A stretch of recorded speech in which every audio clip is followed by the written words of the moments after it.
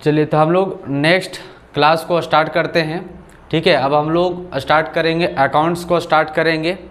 कल के क्लास में सिलेबस पूरा बता दिए थे। ठीक है, सिलेबस में क्या क्या बताए थे। पार्ट ए में 2 पार्ट पढ़ना है आपको। पार्ट ए में 2 पार्ट पढ़ना है। पहला पार्ट कौन हो गया, पार्टनरशिप अकाउंटिंग। पहला पार्ट ए में कौन हो गया, पार्टनरशिप अकाउंटिंग। फिर पार्ट ए में ही आपको पढ़ना है कंपनी अकाउंटिंग पढ़ना है।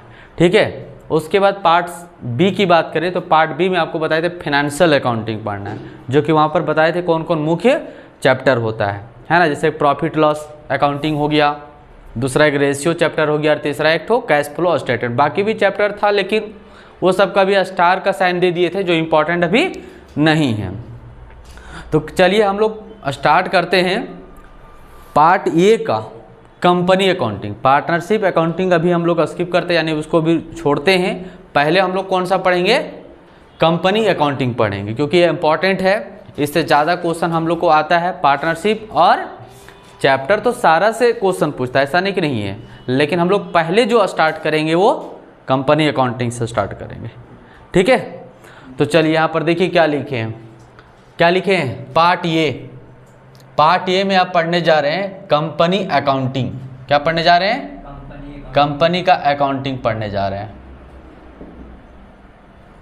जहां पर आपको कंपनी का अकाउंटिंग के बारे में सिखाया जाएगा, बताया जाएगा। ठीक है, कि कंपनी का अकाउंटिंग कैसे होता है।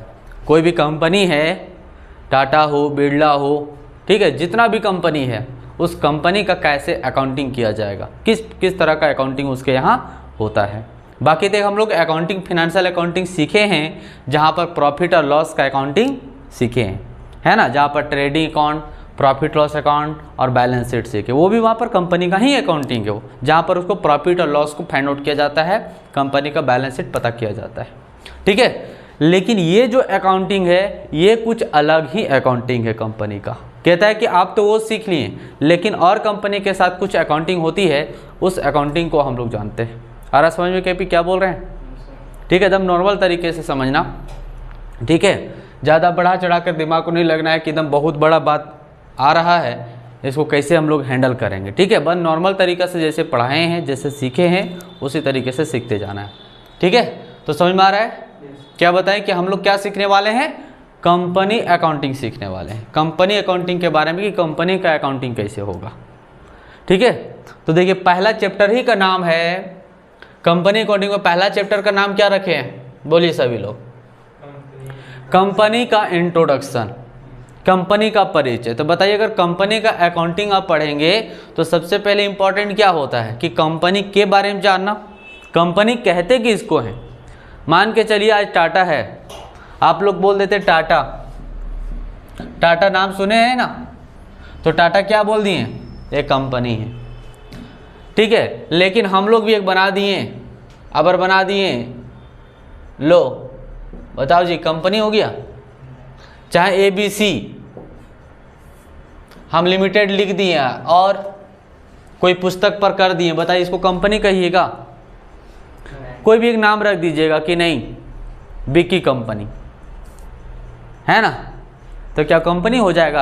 अपना नाम से कुछ लिख दोगे तो कंपनी कहेंगे किसको, कोई आइडिया बताइए। कंपनी कहेंगे किसको, किसको कहा जाएगा कंपनी।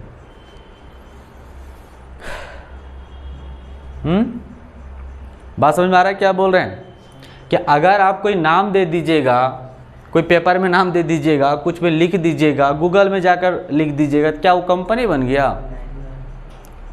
कंपनी के लिए क्या होना चाहिए कि आपको गवर्नमेंट के पास रजिस्ट्रेशन करवाना होगा।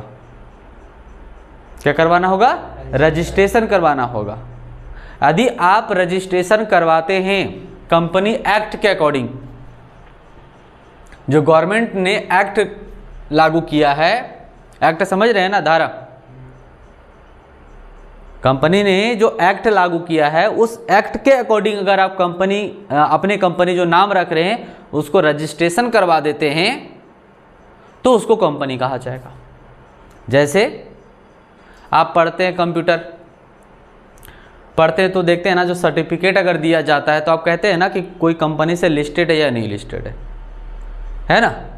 तो देखते हैं हाँ ये कंपनी से लिस्टेड है यानी रजिस्टर है, वो कंपनी कहीं ना कहीं गूगल में जाकर सर्च किए, उसका वेबसाइट में गए, गवर्नमेंट में गए, तो हाँ इतना के अकॉर्डिंग ये क्या है, रजिस्टर, यानी कंपनी के जो सरकार का जो कंपनी एक्ट बनाया हुआ है उसके अकॉर्डिंग ये पूरे तरीक़ा से रजिस्टर है, मतलब सरकार के जो रूल रेगुलेशन है उसका फॉलो ये किया है।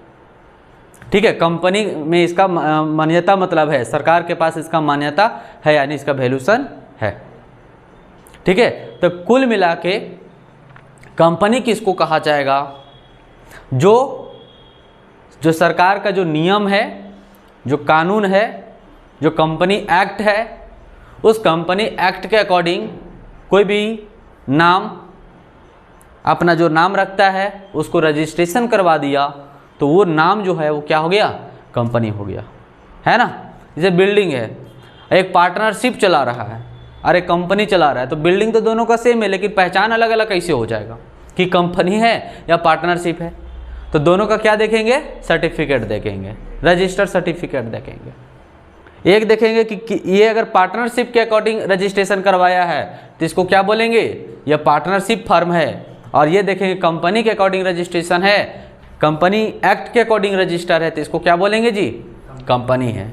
उसका ना कोई चेहरा नहीं होगा, कोई अलग नहीं होगा कि हाँ चेहरा से बता देंगे कि पार्टनरशिप है और ये कंपनी है। बात समझे।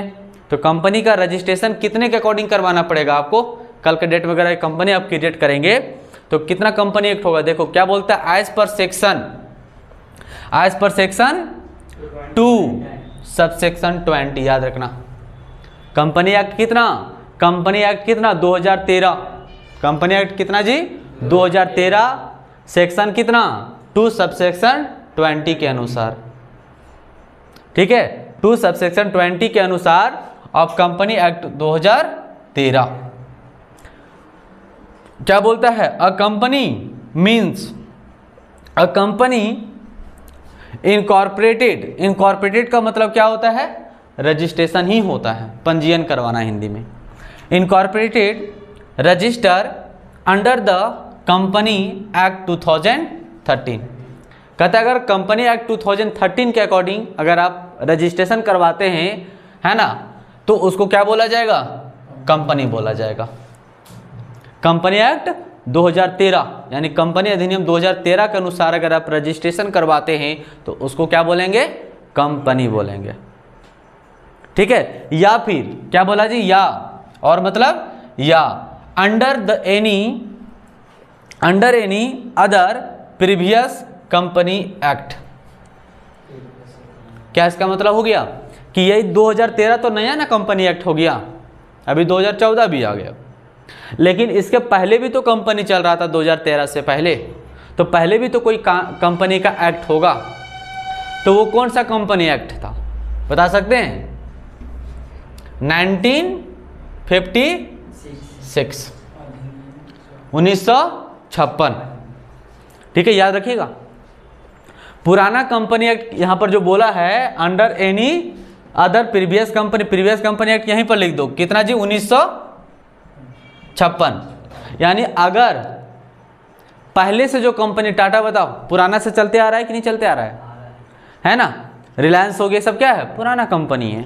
तो जो पुराना कंपनी एक्ट कितना के अकॉर्डिंग रजिस्ट्रेशन करवाया होगा, ये लोग 1956 के अकॉर्डिंग। तो कहता है, सरकार कह रही है कि आप पहले वाले कोई कंपनी से रजिस्ट्रेशन करवा रहे हो या फिर नया जो कंपनी एक्ट बनाए हैं उसके अकॉर्डिंग रजिस्ट्रेशन करवा रहे हो। यदि आप दोनों में से कोई भी एक्ट का लागू करके अगर आप रजिस्ट्रेशन करवाते हैं तो उसको हम क्या बोलेंगे, कंपनी बोलेंगे। बात समझ में आया। तो कल के डेट में अगर हम कंपनी बनाएंगे तो सबसे पहले कंपनी नाम तब होगा, तुम्हारा घर में अपना नाम दे देने से नहीं हो जाएगा कंपनी। ठीक है, उसके लिए आपको क्या करना पड़ेगा, रजिस्ट्रेशन करवाना पड़ेगा। क्लियर है। तो कंपनी किसको कहें, ये हो गया। अब थोड़ा सा इसमें एक बात को बताएंगे कि ये जो कंपनी है, ये तो क्लियर होगा कि कंपनी एक्ट कितना होना चाहिए, 2013 के अनुसार होना चाहिए। ठीक है, या फिर पिछले कंपनी अधिनियम के अनुसार रजिस्ट्रेशन होना चाहिए, तब इसको क्या बोला जाएगा, कंपनी बोला जाएगा। इसमें जो है हम और आप ये कैसे डिसीजन ले लेंगे अच्छा, ये चीज़ और है कि सरकार ये इसमें 2013 में क्या क्या होगा नियम, ठीक है। कंपनी है, हम लोग कोई कंपनी पर विश्वास क्यों कर लेते हैं कि नहीं ये कंपनी है तो चलो भाई ठीक होगा। कोई विश्वास करके कंपनी का सामान परचेस करते कि नहीं करते हैं? क्यों? क्योंकि जानते हैं ये कंपनी है, ये फ्रॉड नहीं कर सकता, ये गलत नहीं कर सकता है। विश्वास करते हैं ना हम लोग, आंख मूंद के विश्वास कर लेता है कि हाँ चलो भाई कंपनी है, और कंपनी है तो धोखा नहीं करेगा, लेकिन वो कंपनी होना चाहिए, है कि नहीं, गलत नहीं कर सकता। क्यों? देखिए सरकार जो है ना, जब आप रजिस्ट्रेशन करवाने जाइएगा ना तो बहुत सारे नियम होती है। जब आप कंपनी का रजिस्ट्रेशन करवाइएगा तो बहुत सारा नियम होता है, और वो नियम 2013 में सब लिखा हुआ है कि क्या क्या नियम होना चाहिए, क्या क्या कानून का पालन करना पड़ेगा आपको। तो सारा नियम का अगर पालन किए होंगे तभी रजिस्ट्रेशन होगा, और सारा नियम का अगर आप फॉलो नहीं किए होंगे ना तो रजिस्ट्रेशन कभी नहीं होगा। बात समझ रहे हैं? तो ये 2013 में लिखा होता है। चाहे पुराना वाला कंपनी अधिनियम में अगर करोगे ना तो उसमें सारा वो नियम लिखा रहता है, कानून लिखा रहता है कि क्या क्या आपको बात को फॉलो करना है, कि कंपनी खोल रहे हो तो कहीं तुम प्रदूषण तो नहीं फैलाओगे जिससे अगला जनता का नुकसान होगा। तो कहेंगे नहीं हम कोयला निकालेंगे तो हम प्रदूषण नहीं फैलाएंगे, उसके बदले में क्या करेंगे, यहाँ पूरा गाछ लगवा देंगे, फिर हम हर जगह गाछ लगा देंगे, रोड जितना होगा जगह, कोयला इधर से निकालते जाएंगे, मट्टी भरते जाएंगे, गाछ लगाते जाएंगे, प्रदूषण हम बचा देंगे। फिर यहाँ के लोगों के लिए हॉस्पिटल खोल देंगे हम। सरकार पूछेगा जी कि आप अगर कंपनी खोल रहे तो ये प्रॉब्लम है, तो उसका कैसे निदान करोगे? तो सारा वो तुमको ऐसे पहले वहाँ कर लेगा कि हाँ ये सब ठीक हमको लग रहा है, तब वहाँ क्या करेगा, साइन करेगा वो कि हाँ ठीक है जाओ। बात समझ रहे हैं? तो वो चीज़ें हैं। तो कंपनी समझ में आ रहा है, वो अलग बातें था, लेकिन कंपनी किसको बोले समझ में आ गया, तो वही कह रहा है कि आपको इतना के अकॉर्डिंग रजिस्ट्रेशन करवा दिए तो उसको कंपनी हम कहेंगे। अब चलो और जानते हैं कि अगर कंपनी यहाँ तक समझ में आया, इसमें सीधा सीधी बात बताया गया। अब इसका विशेषता जानेंगे, कैरेक्टर भी जान जाएंगे तो फिर क्या होगा और समझ में आ जाएगा कि कंपनी का, यानी कैरेक्टर का मतलब क्या होता है, पहचान। तो चलो इसको हटाते हैं और कंपनी का पहचान लिखते। सबसे पहले लिखो, हेडलाइन लिख दो, कंपनी की विशेषताएं। कंपनी की विशेषताएं,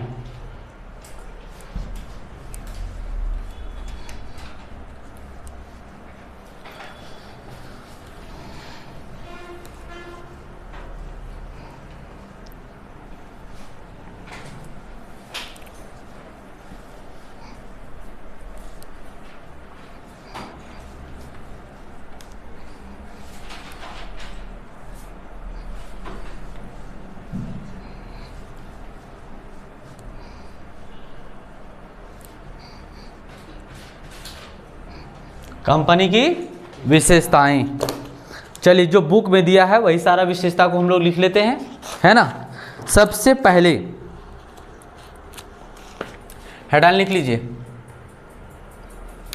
क्या हो जाएगी, कंपनी की विशेषताएं।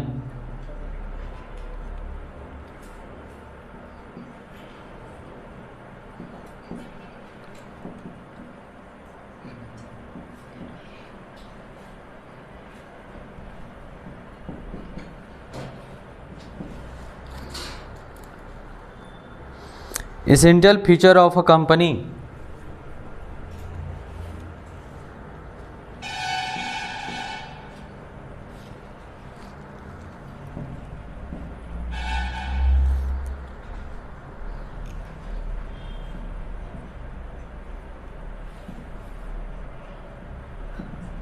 कंपनीज,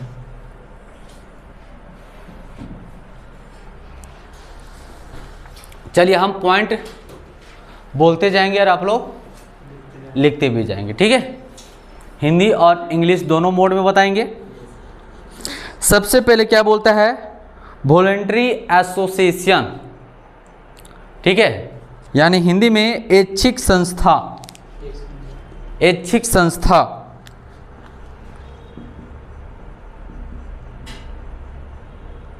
ऐच्छिक संस्था।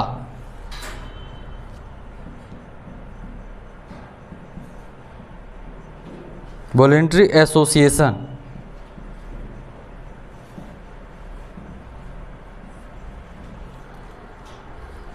हो गया। दूसरा क्या होगा?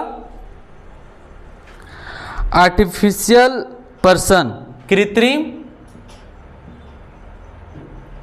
कृत्रिम व्यक्ति, आर्टिफिशियल पर्सन।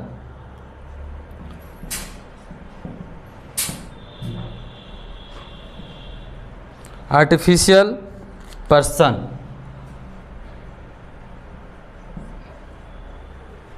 नंबर 3,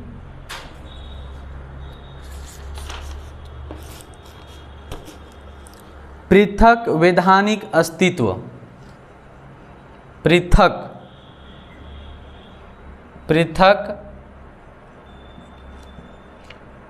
वैधानिक अस्तित्व।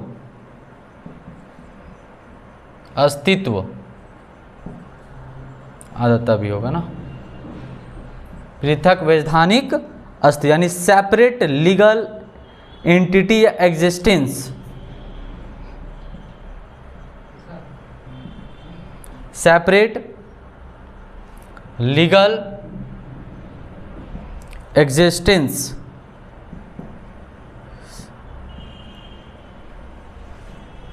या एंटिटी भी बोल सकते हैं। नंबर 4 होगा सीमित दायित्व। सीमित दायित्व यानी लिमिटेड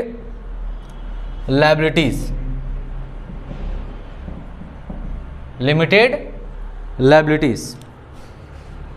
नेक्स्ट 5 होगा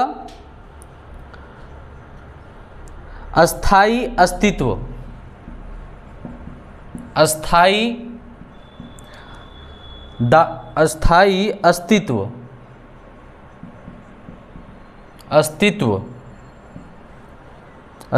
अस्तित्व यानी परपेचुअल सक्सेशन।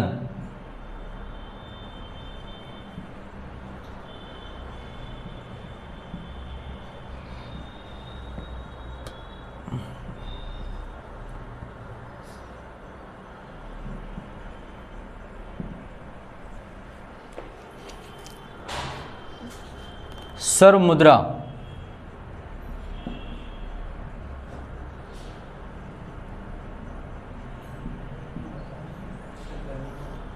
Common seal.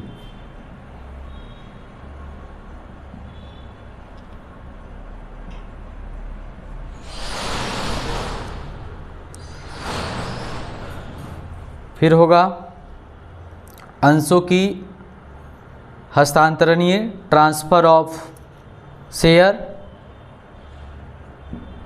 अंशों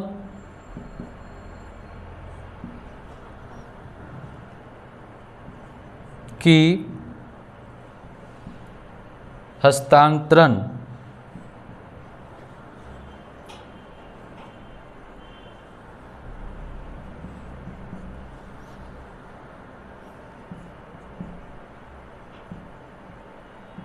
ट्रांसफरबिलिटी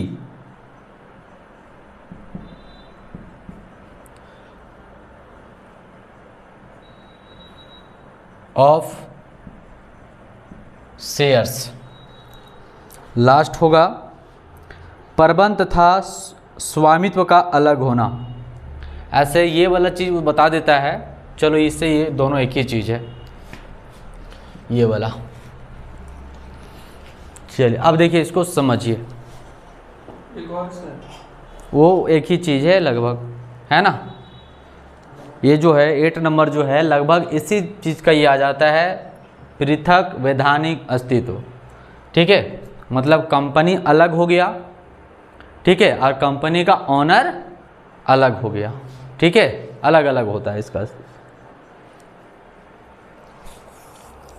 चलिए इसको समझ लीजिए पहले। देखिए कैरेक्टर अगर आपको समझ में आ जाएगा, इधर पहले समझो तब लिखना है। फिर कंपनी की विशेषताएं हम लोग जान रहे हैं, ठीक है, कंपनी का मीनिंग अभी बता दिए। ठीक है, अब एक एक करके समझो इसका विशेषता। विशेषता से पता चल जाएगा कि कंपनी आखिर कहते किसको है। नंबर 1 क्या बोलता है जी, पहला के पी, ऐच्छिक संस्था यानी वॉलेंट्री एसोसिएशन। इसका मतलब क्या होगा, कोई बता सकते हैं? इसका मतलब ऐच्छिक संस्था का मतलब क्या हो गया? ऐच्छिक मतलब आप पूरे तरीका से स्वतंत्र हैं कि आप उस कंपनी में इन्वॉल्व हो सकते हैं, शेयर खरीद सकते हैं, कोई आपको क्या प्रॉफिट अर्न कर सकते हैं, कोई आपको रॉक टॉक नहीं होता है। ठीक है, ये कहता है, देखिए बुक में कह रहा है कंपनी व्यक्तियों की एक ऐच्छिक संस्था है, कोई भी कानूनी व्यक्ति को कंपनी बनाने अथवा उसका सदस्य बनने के लिए बाध्य नहीं कर सकता है। बात समझे? मतलब आप कंपनी का ऑनर भी बन सकते हैं, कंपनी एक क्रिएट भी कर सकते हैं, क्योंकि आप एक कानूनी व्यक्ति हैं। अगर आपके ऊपर कोई ऐसा नहीं है तो आप स्वतंत्र हैं कि आप कंपनी का एक क्रिएट कर सकते हैं, कंपनी में आप ज्वाइंट हो सकते हैं, कंपनी से प्रॉफिट आप अर्न कर सकते हैं। बात समझ में आ रहा है? तो इसीलिए बोला गया ऐच्छिक संस्था। कंपनी क्या है? ऐच्छिक, कोई प्रॉब्लम नहीं है। नंबर 2 क्या है? कृत्रिम व्यक्ति है, आर्टिफिशियल पर्सन। इसका मतलब बता सकते हैं? Artificial person created by law, यानी कानून, यानी एक कानून के तरफ से कंपनी का नाम दिया गया है। हम और आप नहीं निर्माण कर रहे कंपनी को, ये मत सोचना। अभी हम क्या बोले थे कि हमारे और आपके नाम दे देने से ABC कंपनी नहीं हो जाता है। कंपनी तब बनेगा जब ये कानून ने इसको रजिस्टर कर दिया हो, कंपनी के एक्ट के अकॉर्डिंग रजिस्ट्रेशन कर दिया हो, तब वो क्या बनता है जी? कंपनी बनता है। तो ये क्रिएटेड बाय क्या है? लॉ। क्रिएटेड बाय लॉ यानी ये निर्माण जो किया गया है, बनाया जो गया है, वो कानून के तरफ से क्रिएट किया गया। इट्स कॉल्ड क्या है? वो कंपनी कहलाता है। तो कंपनी का दूसरा पहचान क्या है कि कंपनी क्या है? एक आर्टिफिशियल पर्सन है, जो लॉ के द्वारा, कानून के तरफ से ये निर्माण किया गया है, बनाया गया है। नंबर 3 क्या है? पृथक वैधानिक अस्तित्व। पृथक वैधानिक अस्तित्व का मतलब इंग्लिश में क्या बोलता है? सेपरेट लीगल एग्जिस्टेंस या फिर एंटिटी। क्या बोलेंगे? एंटिटी।